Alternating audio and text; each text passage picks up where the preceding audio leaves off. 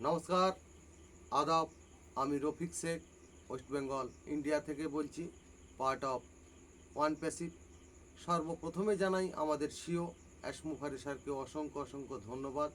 তিনি আমাদের কোনো যোগ্যতা, কোনো কালার, কোনো রং, কোনো জাতি না দেখেই যে ফাউন্ডারশিপটা দিয়েছেন, এবং সম্পূর্ণ কাজটা আমাদের এআই কাজ করবে। আমরা শুধু অ্যাশ মুখার্জির সঙ্গ দেবো, অ্যাশ মুখার্জির সাথে থাকবো। এখান থেকে আমরা একটা বড় সম্মানের জায়গা তৈরি করতে পারবো, এবং এখান থেকে আমরা একটা আর্নিং তৈরি করতে পারবো। সেই অ্যাশ মুখার্জি স্যারকে অসংখ্য অসংখ্য ধন্যবাদ জানাই।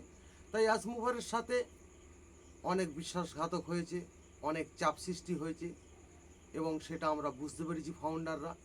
এবং দু চার লাইন কবিতা আমি ছন্দের মাধ্যমে আপনাদের সামনে পেশ করছি, যে অ্যাশ মুখার্জির সাথে কেমন একটা চাপ সৃষ্টি হয়েছে, আমাদের সূর্যটাকে কেন উঠতে দেয়নি, সেটার সম্বন্ধে আমি বলছি।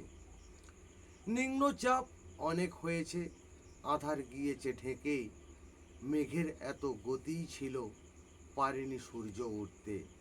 ভেবেছে এরাই সূর্যকে আর উঠতে নাহি দেব, গতি আমাদের যতই আছে সবই প্রয়োগ করব। শক্তি বাড়িয়েছে, যুক্তি হারিয়েছে, মেঘেরা গিয়েছে সরে, মেঘের ভিতর নতুন আলোয় ওয়ান প্যাসিভের ভয়ে।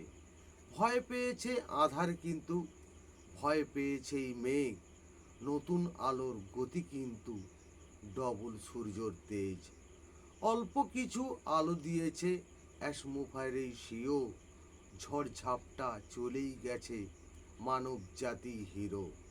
নতুন আলো, নতুন বাতাস, সারা পৃথিবী দেখবে, 100% আসবে যখন ভাবতে নাহি পারবে। আস্তে আস্তে নতুন সূর্যর তেজ কিন্তুই বাড়ছে, কোকিলের মতো সুর কিন্তু সারা বিশ্বেই বাজছে। বাজবে সানাই, শুনবে সবাই, মানব জাতির গানে, নতুন প্রদীপ জ্বালিয়ে দিয়েছে অ্যাশ মুখার্জি মানে। ওয়ান প্যাসিভে এসে আমরা বড় কিছু আজ ভাবলাম, পুরনো পৃথিবী নতুন করবই, এই কবিতাই লিখলাম। অ্যাশ মুখার্জি ধন্যবাদ। ওয়ান প্যাসিভ জিন্দাবাদ। আপনাদের যদি ভালো লেগে থাকে, লাইক, কমেন্ট, শেয়ার করুন। ধন্যবাদ।